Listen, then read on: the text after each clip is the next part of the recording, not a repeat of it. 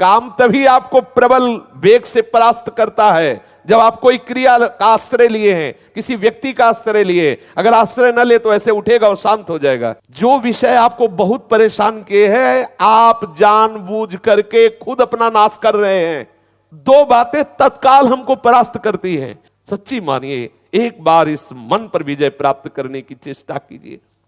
यदि आपके मन में काम आता है और आपने किसी से भी ऐसा संबंध रखा है, किसी क्रिया से, किसी व्यक्ति से, तो ये मन आपको वहीं जाके खड़ा कर देगा। मन जाके वही आपसे क्रिया कराने लगेगा। इसको सहारा मत देना, ये उड़ेगा, उड़ के फिर आपके अधीन हो जाएगा। जैसे जल जहाज का कौवा उड़ करके विश्राम जल जहाज में ही पाएगा, कितना उड़ेगा। अगर उसको कहीं कोई और जहाज या टापू मिल जाए तो वहां बैठ जाएगा। ऐसे ही आपका मन उड़ेगा, विषयों में जाएगा, पर आप कहीं कोई ऐसा स्थान ना हो, कोई व्यक्ति ऐसा ना हो, कोई क्रिया ना ऐसा हो जिससे मन को आश्रय दिया हो, फिर वो कर बैठेगा, वो वहां पहुंच जाएगा, वो वहां खड़ा कर देगा आपको। आश्रय न देना तो ये उड़ करके फिर आ जाएगा। बहुत सूक्ष्म बात है ये, आप देख लीजिए। काम तभी आपको प्रबल वेग से परास्त करता है जब आप कोई क्रिया का आश्रय लिए हैं, किसी व्यक्ति का आश्रय लिए। अगर आश्रय न ले तो ऐसे उठेगा और शांत हो जाएगा। यह अनुभूत विषय है। उठेगा और शांत हो जाए, धीरे धीरे धीरे स्फुरना फिर शांत हो जाएगा। हम क्या करते हैं, कोई न कोई क्रिया, कोई न कोई दृश्य, कोई न कोई व्यक्ति, कोई न कोई शरीर आश्रय ऐसा लिए हुए हैं जिससे मन हमको विवश कर देता है, और वैसी चेष्टा उस व्यक्ति के पास पहुंचा देना, वैसा दर्शन, वैसी बात मन फिर हमारे अधीन नहीं, फिर हमें मन के अधीन होना पड़ता है।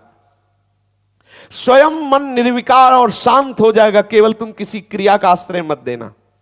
यही गलती होती है, यहीं से हम भगवत प्राप्ति के मार्ग को बाधित किए बैठे हैं।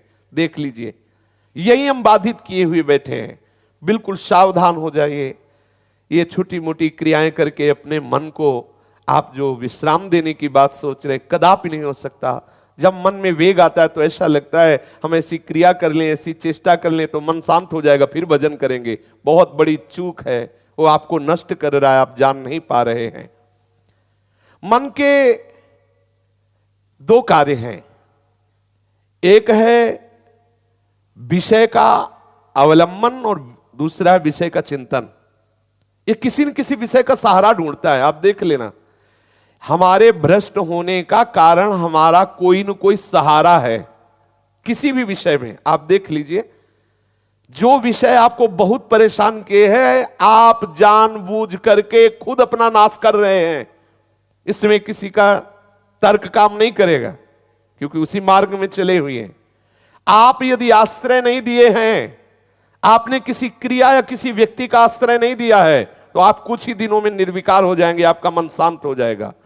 यदि कोई क्रिया या किसी व्यक्ति का आश्रय दिए तो आप फिर नष्ट हो जाएंगे। मन की दो चाल है। सबसे पहली चाल, वो आश्रय पकड़ता है।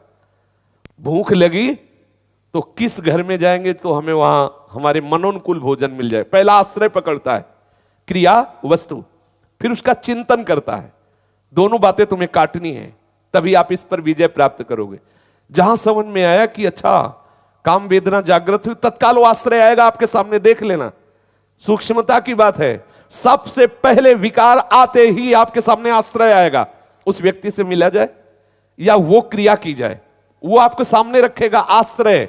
मिटाओ तत्काल उस आश्रय को। नहीं नहीं, श्री हरि चरणों में, प्रिया चरणों में तत्काल आश्रय अपने जो गुरु कृपा से ले रखा है उसमें आ जाओ तत्काल। उस विषय के आश्रय में मत टिकना। और चिंतन, तत्काल चिंतन बदलो, नाम कीर्तन करो। नाम जब एक दो हैं, एक आश्रय और एक चिंतन, दोनों को नष्ट कर दो। अगर मन तुम्हारे अधीन ना हो जाए तो बताना, मन शांत हो जाए। और हम गलती क्या करते हैं, इसी मनी राम के बहकावे में गलियों में भटकते रहते हैं।